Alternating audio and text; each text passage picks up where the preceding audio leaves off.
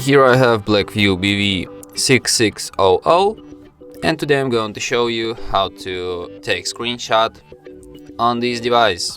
So to take screenshot, all you need to do is to just press power key plus volume down at the same time like this, and that's how you can take screenshot. So let me show you once again: power key, volume down.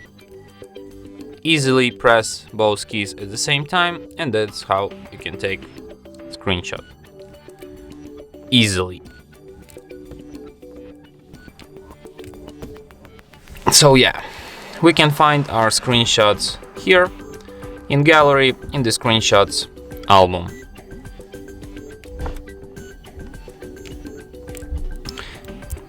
So yeah, as you can see, our screenshots will appear here, and from here you can share, edit or delete these screenshots.